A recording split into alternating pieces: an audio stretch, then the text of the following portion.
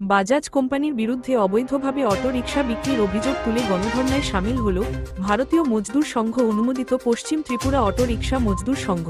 মঙ্গলবার আগরতলার প্যারাডাইস চৌমুহনীতে এই প্রতিবাদ কর্মসূচি সংগঠিত হয়। অটো চালকদের অভিযোগ, রাজ্যে প্রয়োজনীয় পারমিট ছাড়াই ৫ শতাধিক অটো বিক্রি করেছে বাজাজ কোম্পানি।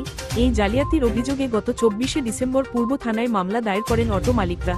যেখানে আগরতলা শহরে যানজট নিত্যদিনের সমস্যা, সেখানে বিনা পারমিটে এত সংখ্যক অটো বিক্রি কিভাবে সম্ভব হলো তা নিয়েই উঠেছে তীব্র প্রশ্ন। অটো চালক সংগঠন দ্রুত তদন্ত ও দোষীদের বিরুদ্ধে কড়া আইনি ব্যবস্থার দাবি জানিয়েছে।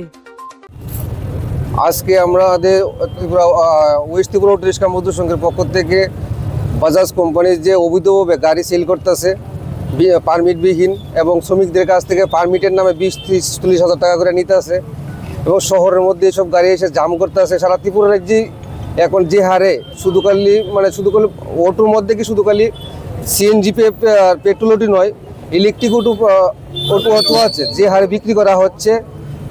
তাই আমাদের ট্রান্সপোর্ট শ্রমিকরা সারা ত্রিপুরা রাজ্যে বেহাল অবস্থায় রয়েছে যে তারা সারাদিন গাড়ি চালিয়ে তাদের সংসার পরিচালনা করবো তা পারছে না। তার প্রতিবাদে আমরা আজকে এখানে গণধর্নাতে আমরা বসলাম। পরিবহন দপ্তরে গেছেন বিষয়টা নিয়ে বা সরকারের নিকট? পরিবহন দপ্তরের কাছে আমরা অনেকবার চিঠি দিয়েছি। আগে একবার পরিবহন দপ্তরের সামনে আমরা ধর্নাতে বসেছিলাম। সরকারকে কয়েকবার চিঠি দেওয়া হয়েছে, মিনিস্টারের সঙ্গে কথাও হয়েছে, তারপরে এখন অবধি যার সুরা হওয়া হয়নি।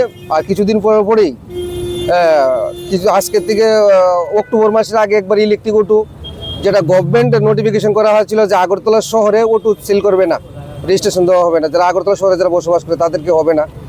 তারপর দেখা গেছে কি সরকারের আইন ভেঙে কোম্পানি ৯০টার উপরে গাড়ি বিক্রি করে নিয়েছে। তারপরে সরকার যখন আমরা সবাই জানতে পারলাম বা শ্রমিকরা যারা গাড়ি কিনে নিয়েছে তারা শ্রমিকরা এসে আমাদের কাছে বারবার এসে জানাচ্ছে, তখন আমরা গিয়েছিলাম কোম্পানির কাছে জিজ্ঞেস করলাম, সরকারের কাছে জিজ্ঞেস করলাম, করার পরে তড়িঘড়ি তারা